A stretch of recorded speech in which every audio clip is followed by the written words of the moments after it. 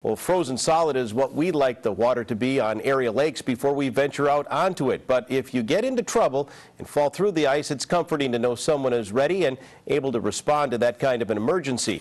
They are the Coast Guard, and they held an ice rescue simulation today.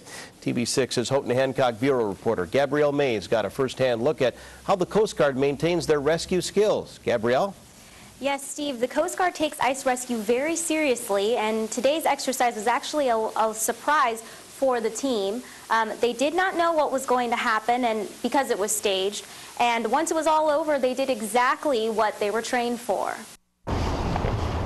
A trail of footprints leads to where the ice gives way, and in a matter of minutes, a call is sent out over the radio for rescue to begin. Luckily, the men who are in this frigid water are professionally trained Coast Guards who plan to practice ice rescue for the team. Today was near the Houghton County Lift Bridge, and from there we have one person for communications, we have a team lead, and then we've got 2 rescuers. First, the victims are assessed by the rescuers to see if they are conscious and responsive to the commands given. Then the victims are asked to move in the water and raise their hands as a way to communicate and determine their alertness. We keep talking to them to ensure that they can hear us. We notify them what we're doing. Keep assuring them that we're there for help. The Coast Guard says the human body can lose voluntary muscle movement in 15 minutes or less, and it also depends on the weight of a person and the type of clothing that they are wearing. Special equipment is carried out onto the ice, and rescuers use a shepherd's crook to secure the victim and pull them from the freezing water. They are then placed onto a board, and the Coast Guard uses rescue techniques to pull the victims to safety. A situation like this is going to occur, so it's better for us to have something like today happen as a controlled environment.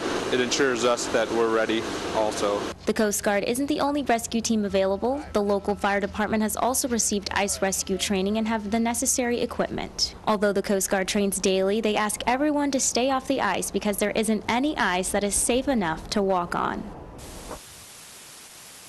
And with a lot of visitors up here from out of town that are snowmobiling, the Coast Guard also asks that they stay on the trails because they want to make sure that they are as safe as possible. And Steve, after being outside all day, I have to tell you, it's time for me to get some more warm clothes because being from California, you know, I'm not used to it. So I just wasn't prepared for the cold today. So back to you, Steve. Long underwear really helps a lot.